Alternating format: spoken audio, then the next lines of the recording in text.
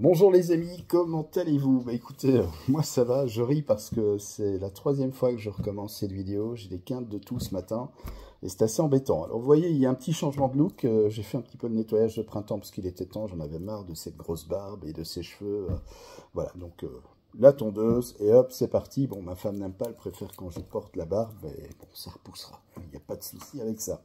Voilà, en tout cas, bienvenue sur la chaîne Fabelec, bienvenue en ce début de semaine, nous sommes le lundi 8 avril 2024, et Kelly notamment, parmi les nombreuses questions que je reçois, et je vous en remercie, Kelly m'a posé la question suivante. Il y a donc un câble HTA qui passe à proximité de son habitation et sur son terrain, donc c'est une ligne souterraine, et donc elle est inquiète par rapport eh bien, au champ magnétique que cette ligne pourrait engendrer et générer. Alors, il faut savoir que contrairement à une ligne aérienne, une ligne HTA souterraine, il n'y a pas, je vais dire, de propagation de champ magnétique. Et je vais vous expliquer pourquoi. Et rien de tel pour ça de prendre tout simplement un câble d'antenne de télévision, un câble coaxial, vous voyez, comme ceci, que je viens de dénuder. Donc, en fait, le câble HTA haute tension, il est fabriqué, il est configuré de la même manière. C'est juste qu'il est plus gros, évidemment. L'isolant est plus gros puisque c'est quand même pour isoler du 20 000 volts.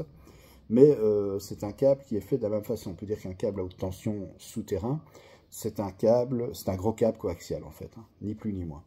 Donc comme le câble coaxial, vous avez ici le conducteur principal, c'est ce qu'on appelle le point chaud. Donc dans le cas d'un câble HTA, il y en a trois, puisqu'il y a trois phases. Donc c'est le conducteur de phase, c'est lui qui conduit l'électricité. Vous avez l'isolant, qui l'enveloppe tout autour, et puis vous avez justement tout autour aussi ce blindage. Ce blindage ici qui est composé de fils de cuivre et également ici d'un feuillard métallique. Alors ce blindage est très important parce que dans le cas d'un câble HTA, donc un câble 20 000 volts, il va empêcher le champ magnétique qui est généré par le courant qui circule dans ce câble, il va l'empêcher de sortir du câble. Autrement dit, ce sont des câbles qui sont protégés par ce blindage. Le blindage, il est mis à la terre. Et grâce à ça, ça fait cage de Faraday, sur toute la longueur du câble. Et donc, il n'y a pas de propagation de champ magnétique. Donc, contrairement à une ligne aérienne qui, elle, c'est le conducteur, je vais dire, comme ceci, le conducteur principal, il n'y a pas de blindage autour, lui, il va rayonner exactement comme une antenne radio. Donc là, vous serez soumis à un champ électromagnétique d'une fréquence de 50 Hz, puisque c'est la fréquence du réseau.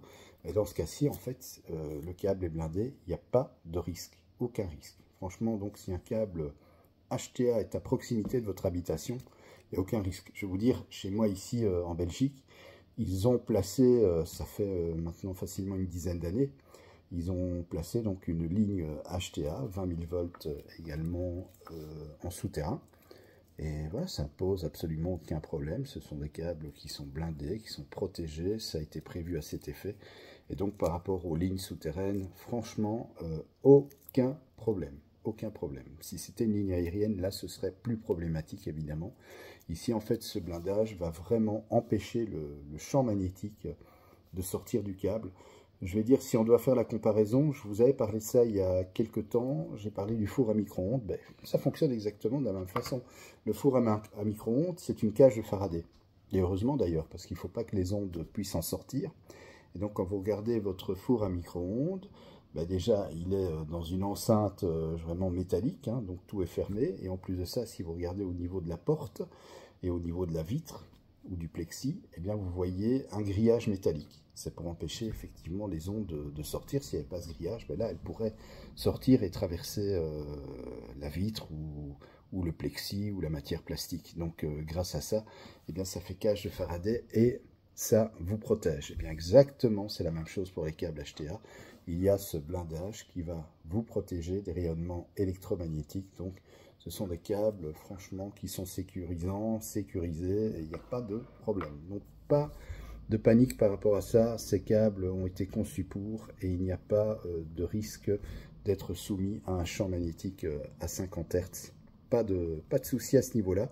Maintenant, si vous avez effectivement au-dessus de la maison une ligne HTA aérienne qui passe ou une ligne à haute tension, que ce soit du 400 000 volts, que ce soit du 70 000 volts, 70 000 volts, là, effectivement, c'est beaucoup plus problématique.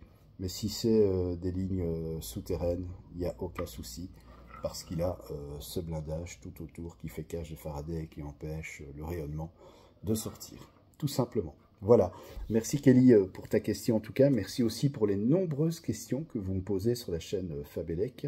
Je vais juste trouver le temps d'y répondre parce que c'est vrai que je suis fort pris ce week-end. J'ai dû ici chez moi réparer mon différentiel, enfin j'ai eu un souci avec l'installation, j'avais des déclenchements intempestifs. Dans un premier temps je me dis c'est peut-être mon lave-linge, mon séchoir, mon frigo, c'est peut-être aussi le ballon d'eau chaude qui se trouve en dessous de l'évier de la cuisine, bon, ça peut arriver. Et là en fait bah, j'ai fait la méthode, comme vous avez vu, j'avais déjà fait aussi une vidéo pour vous montrer ça sur la chaîne Fabelec. J'ai coupé tous les disjoncteurs de ligne, j'ai remonté le différentiel, et j'ai constaté que même, je vais dire, malgré que toutes les lignes étaient coupées, tous les disjoncteurs étaient coupés, ils déclenchaient. Donc là, il n'y a pas 36 solutions, c'est le différentiel qui était endommagé. Donc j'ai dû le remplacer. J'ai de l'électricité, donc tout va bien, parce que ces déclenchements, c'était vraiment problématique. Voilà, je vous embrasse, je vous souhaite un bon début de semaine, une très bonne journée, et je vous dis à bientôt sur la chaîne Fabelec pour une nouvelle vidéo en électricité.